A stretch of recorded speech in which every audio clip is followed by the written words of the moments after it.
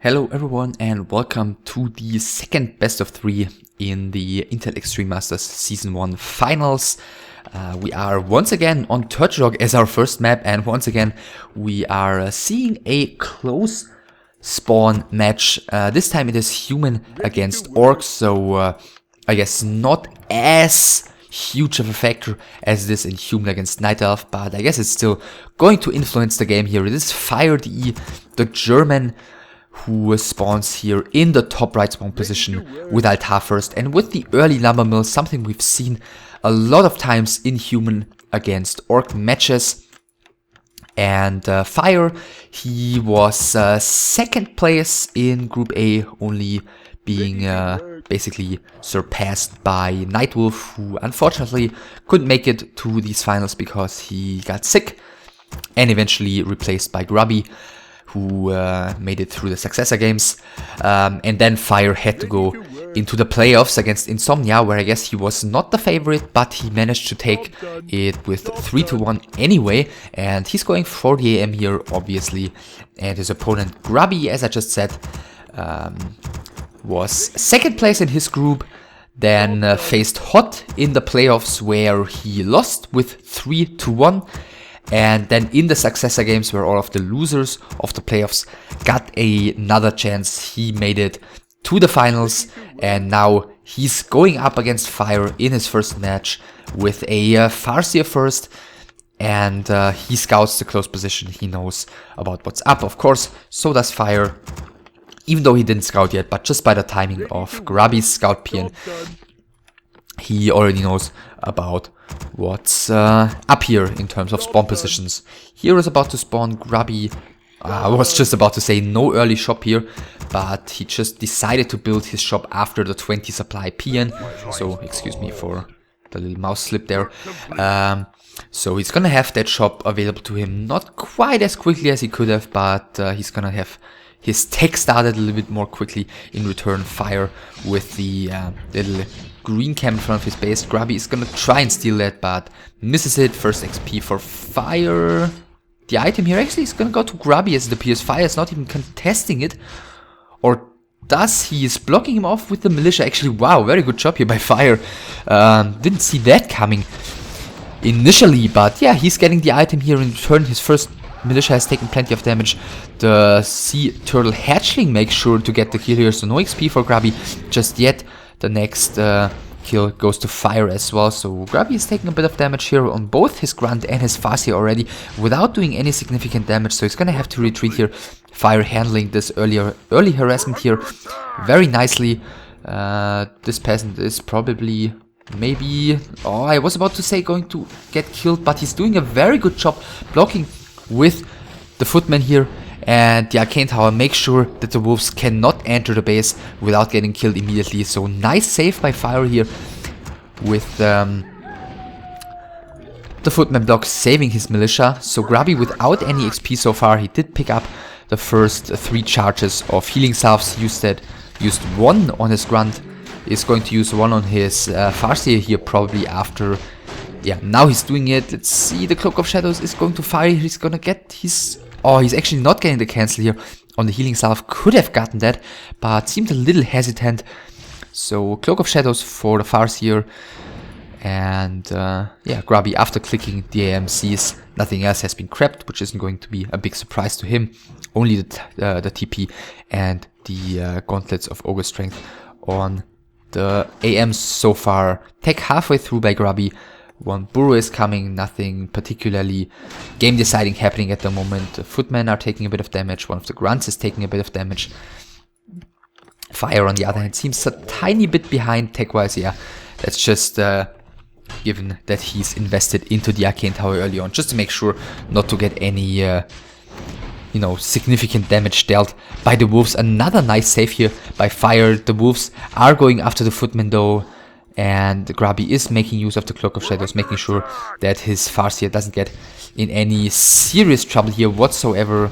The footman still running away, trying to escape from the wolves, and it looks like Grubby is going to have to make do with just killing the militia, and he's getting that one. He's not gonna get the footman on the other side, well, outside basically of the main base. In the middle of the map we see some more skirmishes happening. Again, nothing pre-deciding happening, but Grubby is getting a decent amount of damage dealt to this footman, but as long as Fire is able to save them and eventually use a score of regeneration, he's going to be just fine. TC by Grubby, as we can see in the bottom left corner.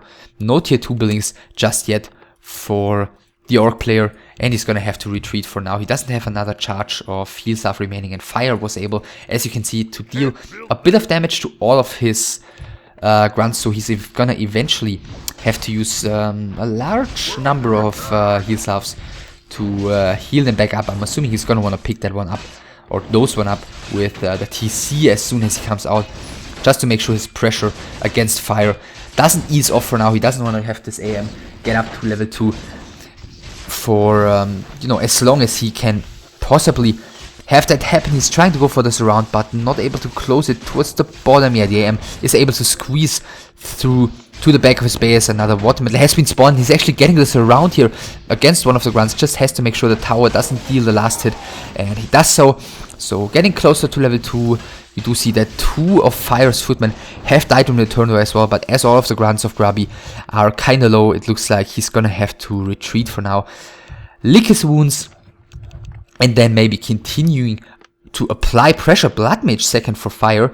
Did mention that previously, but yeah, that's the case here. So Fire definitely with a very unorthodox approach here on tier 2, given that nobody played the Fire Lord as a second hero, at least at that time, and for many years to come afterwards. Grubby tried to get the block in there with the speed scroll on the TC, but he wasn't able to do so. But he's getting more damage done to the footman, so it's not like Fire can apply any pressure anymore as well. He's just gonna have to make sure that his Farseer doesn't get killed here, but that shouldn't be too hard to accomplish. In the meantime, 2 Arcane Sanctums for Fire and 2 Spirit Lodges for Grubby. So he's going for mass casters here, as it appears, together with a couple of grunts. So interesting approach by Grubby, very old school approach by him. We've seen him do this on Turtle Rock against Mew as well in the successor games, and it didn't end too well for him, but that was a completely different game. Mew with a MK second and with a tier 2 expansion, which I'm pretty sure is not gonna happen here by Fire, who's using the Blood Mage here just to provide more mana for his AM, of course, compensating for the lack of Brilliance Aura and providing as many water metals as possible here early on. First 2 walkers are out. There is no adept upgrade finished just yet. It is being researched, and the last heal staff for now is being used on the Farseer, and Mew, I'm saying. Fire even bringing Militia already. Let's see if he's gonna go for a push here immediately, or if that was just in case Grubby would commit to a fight. He's sending them back, so it's not going to be any kind of all-in push here by Fire, at least not yet. And Beastry added now by Grubby. Oh, and Fire taking this pretty risky camp here right in front of his base, getting one of the turtles killed. Finally level 2 on the AM. Good AoE by Grubby to start off here. Mana, Siphon mana used against the Farseer, who's out of mana by now, who doesn't have any more spells available. But the TC did have another shockwave. 1 sorceress very low. The priest has been killed here. Militia are being caught by Fire, and I guess that's the... Oh, he doesn't have a speed scroll. Okay, I was about to say that should be Grubby's exit Q here, but he's gonna have a really hard time retreating here in this fight, so not bringing a speed scroll could really backfire on him. Another footman has been taken down. Plenty of disenchants used against the slow as well as against the water metals here by the human player. Let's see how... Oh, he didn't use his town pod. Wow, I was about to say, let's see how much Fire is going to be able to pick off here on Grubby's retreat, and the answer is probably going to be a lot, as Grubby wasn't able to use his town pod here in time, and therefore, let's see, he doesn't have any more slow. He would have 1 more slow available to him. Therefore, Grubby isn't able to get out of there with the TP, so he's gonna have to try and outrun this. As you can see, there's the TP on the Farseer. Fire DE is continuing the chase here. Grubby very, very greedily tried to continue creeping down here, and it's going to backfire on him as the TC is getting surrounded by the casters of fire. And there's the town portal by Grubby. Let's see if the damage opposite is enough. It looks like the answer is no. Still a pretty successful fight for the human player here, killing the Farseer, forcing the town portal afterwards. He's taken a decent amount of damage in the beginning, losing a couple of casters to the chainwave combination. But all in all, still, I guess, a little bit better for fire. But it could have been a lot better just taking a look at all of the units Grubby was able to, in the end, save with very low HP. So 2-2 for Grubby.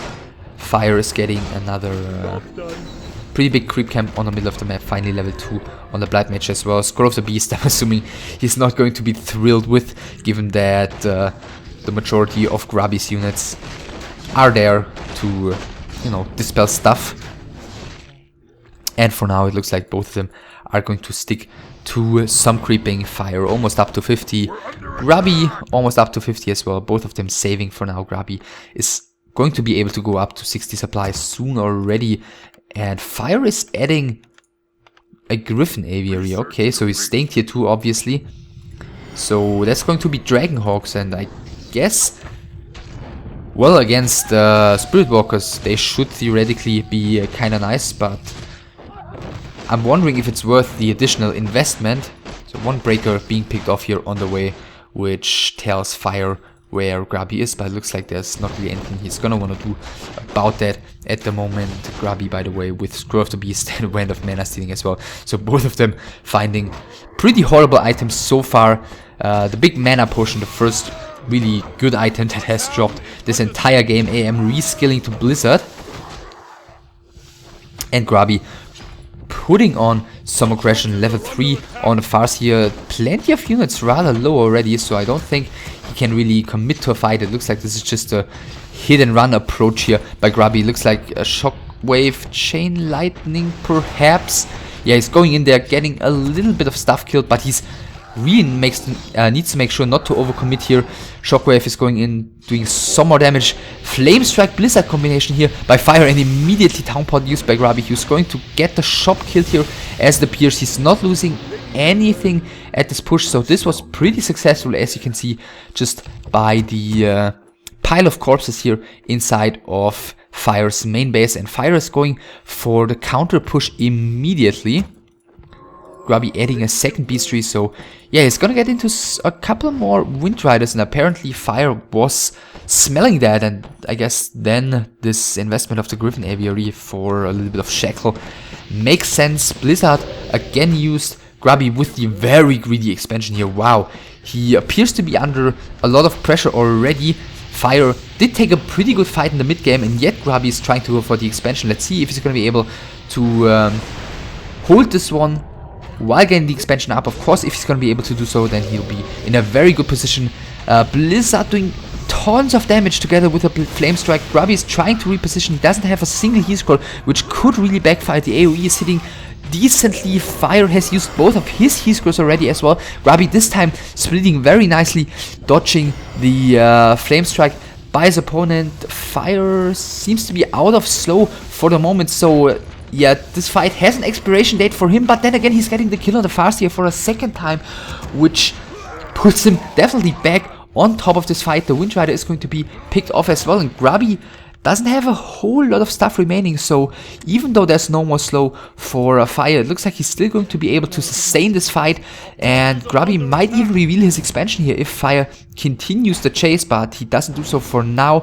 The Wind Rider is going to have to be microed above the forest. Super risky here by Grubby, and he's losing the Wind Rider level 4 for Fire's AM, so 4-3 against I think a level 3 Farseer that is dead, and a level 3 TC which is out of mana. Blizzard, well, that wasn't exactly doing too much. And the walkers, let's see if he's getting another one killed. I mean, there's always ethereal shape. Okay, one of them is going down, another one. Wow, Grubby microing super sloppily here. Another one is falling. I'm wondering why he's not just using ethereal shape. This one is... Can he dodge? No, he doesn't dodge, so another walker is falling. And Grubby seems to be falling apart here. The expansion is up 41 supply for him, but only 42 remaining for Fire as well. But for now, he's got such a huge lead in terms of heroes, because the TC isn't doing anything as long as he doesn't have mana, and of course the Farseer isn't doing anything as long as he's dead. So yeah, even though supply-wise it's looking equal, Fire's got two pretty strong heroes with full HP, well, a lot of mana at least. Casters, a full HP army, and Grubby's got the same supply, but a lot of that is in production, a lot of that is low HP, and some of that is out of mana. So there's no way in hell for him to hold this expansion. So yeah, he's gonna have that one. He's gonna have to let that one go down, and he's gonna have to try and get back into the game. One base against one base. So Farseer's back. 49 supply for Fire. Did he get more heat scrolls? He didn't. That could potentially backfire at him. A Bat Rider is being shackled here immediately, so he doesn't connect. He's being killed very quickly here. I feel like this Dragonhawk Rider may be better off, you know, chilling at Fire space. But for now, Fire is continuing to put up the pressure. Another Blizzard going onto a couple of Grubby's buildings here. The Burrow is going to be picked off, which is not quite going to supply block Grubby. And he's building more and more Bat Riders, but as long as there's a, you know, decent number of Dragonhawks, and as long as Fire stays on top of his shackles, he might be able to deal with them. Then again, two Wind Riders out for Grubby already as well. Fire splitting his army right now, continuing the chase after Grubby with his ground army. Now he's reuniting his stuff once again here in the small choke. This gives Grubby the chance to land a pretty decent Shockwave Chain Lightning combination. But then again, of course, there's some AoE to counter that by Fire as well. And as you can see, two of the Bat Riders taking, two of the Spirit Walkers taking plenty of damage immediately. One of the Bat Riders connects, another one gets shackled, so that's somewhat even, but that means that the advantage for Fire remains. And yeah, Grubby is under more and more pressure. Once again, the AoE combination against the Burrows of Grubby is being used, and both of them are down to less than half their HP. So the next AoE combination, which is happening right now, is going to be trouble for Grubby, because if these two Burrows go down, which they are about to, that means of course he's heavily supply blocked and his static defenses are weakened by a lot. So Fire is going to be able to proceed pushing into his base here. The next Blizzard and Flamestrike combination is coming in. Both of the walkers of Grubby are going down, and Grubby is leaving the game here. Well, I'm assuming there was a GG, but since this is a replay taken from VAG TV, I'm assuming that the player chats weren't recorded here. Anyway, Fire with a very nice approach here. Took a good fight in the mid game.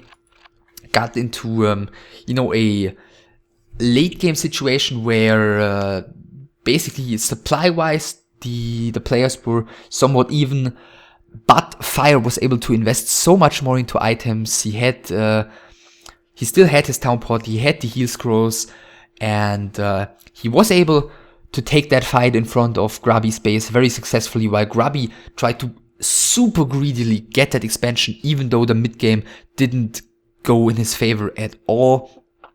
And it didn't pay out for him. Fire was able to put up a lot of pressure against Grubby's base afterwards with a Blizzard and Flamestrike combination, and managed to take the first game here in a pretty impressive fashion, especially like the early game micro. Not exactly what you would expect from a, let's say, tier 2 European player, but yeah, definitely a nice first map by him. And the second map will be Twisted Meadows, and definitely Grubby is gonna have to step it up if he wants to come back into this best of 3.